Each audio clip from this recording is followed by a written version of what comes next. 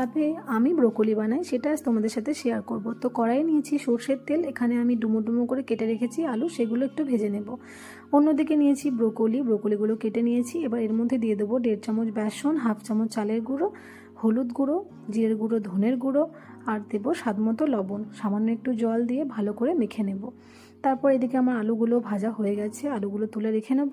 তারপর কড়াইয়ের মধ্যে বেশ কিছুটা তেল দিয়ে ব্রোকলিগুলোকে হালকা করে ভেজে নেব। ব্রোকলিগুলো আমার ভাজা হয়ে গেছে। তারপর এদিকে কড়াইয়ের মধ্যে নিয়েছি তেল, সর্ষের তেল, ফোড়নে দিয়েছি 5 ফোড়ন, শুকনো লঙ্কা, তেজপাতা, আর দিয়েছি পেঁয়াজ আর পেঁয়াজের শাক। পেঁয়াজের শাকটা কিন্তু অপশনাল, তোমরা নাও দিতে পারো। তারপর দিয়েছি আদা রসুনের পেস্ট, জিরের গুঁড়ো, ধনের গুঁড়ো, তারপর দিয়েছি কাশ্মীরি লঙ্কার গুঁড়ো, হলুদ গুঁড়ো, স্বাদ মতো লবণ। এবার এটাকে কষিয়ে নিয়ে দিয়ে দেবো ভেজে রাখা সবজিগুলোকে। তারপর এটাকে কষিয়ে নিয়ে দিয়ে দেবো টমেটো। তারপর আবারও কিছুক্ষণ কষিয়ে দিয়ে দেবো স্বাদ মতো চিনি। তারপর কষানো হয়ে গেলে, মশলার গন্ধ চলে গেলে এর মধ্যে দিয়ে দেবো জল। তারপর ফুটে উঠলেই তৈরি হয়ে যাবে ব্রোকলি।